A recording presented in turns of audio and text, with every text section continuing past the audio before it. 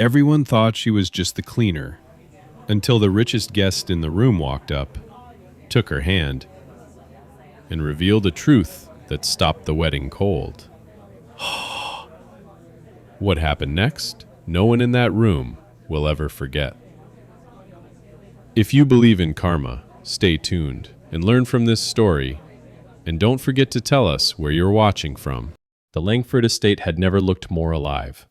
Soft jazz floated through the air, tables overflowed with roses and candles, and the scent of vanilla cake and champagne danced together in the breeze. Rebecca Langford, the bride, glided across the marble floor in her $25,000 gown, diamonds dripping from her neck. Her father owned half the real estate in the city. Everyone said Rebecca had it all: beauty, wealth, the perfect groom. But if you looked closely, her smile never quite reached her eyes. In the corner of the ballroom, a woman in a faded gray uniform knelt, scrubbing at a spill. Her hands were red from bleach, her hair tucked in a worn scarf. This was Maria, the cleaner. Maria didn't complain. She never did. At 52, she'd been through harder days. Her husband had passed, her son was in the army, and every paycheck mattered. As guests arrived in shimmering gowns and tuxedos, Maria stayed invisible, just another piece of the background, or so she thought. The trouble began with a drop of wine. A waiter, rushing past, bumped into Maria. The glass shattered, red liquid spilling across the white floor and onto Rebecca's gown. Gasps. Rebecca froze. Her perfect day, her perfect dress, stained. She turned slowly toward Maria. Her voice was low at first, but sharp as glass. "What did you just do?" Maria's hands trembled. I'm sorry, ma'am. It was an accident." "Accident!" Rebecca's voice cracked like a whip. Guests turned to watch. "Do you know how much this dress costs? More than you'll make in 10 years. Look at you. You don't belong here. Get out." Maria's eyes filled, but she stayed silent. Years of swallowing pride had taught her that sometimes silence was safer. Rebecca wasn't done. "You people always ruin things. My father should hire staff who know how to keep their distance." The groom, Daniel, shifted uncomfortably. He opened his mouth to speak, but Rebecca's mother touched his arm. "Not now."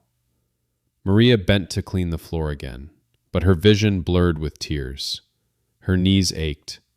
She wished she could vanish. The room buzzed with whispers. A few guests exchanged glances. One older woman shook her head. "Poor thing. She didn't even do it." Just when Maria thought the humiliation was over, a tall woman in an emerald dress approached. Her heels clicked against the marble. She had the kind of elegance that didn't come from money alone. It came from respect. She knelt beside Maria, offering her a handkerchief. "I saw what happened," she whispered. "Don't worry. The truth has a way of walking in when you least expect it." Maria didn't understand, but in a few minutes, she would. Please don't forget to subscribe to Nup Stories. For more stories like this, we need more kindness. Dinner was about to be served when the master of ceremonies tapped the mic. "Ladies and gentlemen, before we continue, we have a very special guest who would like to say a few words." The woman in emerald stepped forward. Guests murmured. They didn't recognize her. "My name," she began, "is Veronica Ellis. Some of you may know me as the CEO of Ellis International." Eyes widened. That company built luxury hotels around the world.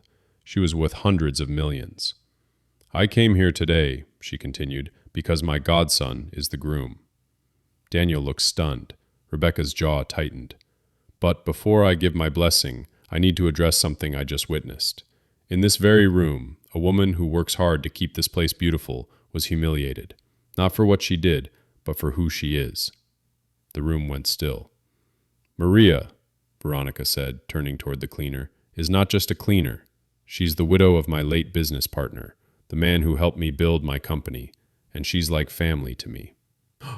When my partner passed, Maria refused charity. She wanted to work for her own living. That's the kind of dignity money can't buy. Veronica's gaze swept the room and landed on Rebecca. So if anyone here thinks a person's worth is measured by the dress they wear, they might not be ready for the responsibility of marriage. Rebecca's face flushed crimson. Daniel stood, walked to Maria, and took her hand. Apologetic, "I'm so sorry for what happened to you. This is not the kind of family I want to build."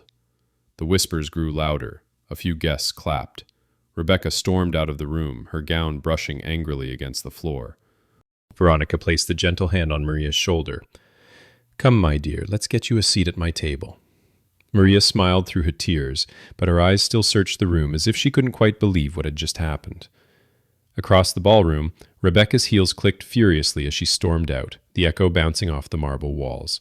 But before disappearing, she glanced back, just for a second, and something in her expression had changed. Was it anger, shame, or the start of regret?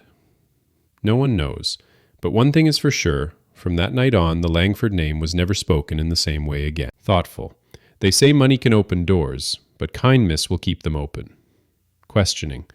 What would you have done if you were in that room? It's easy to judge someone by their uniform, their bank account, or their mistakes, but the real measure of a person is how they treat those who can do nothing for them. Curious.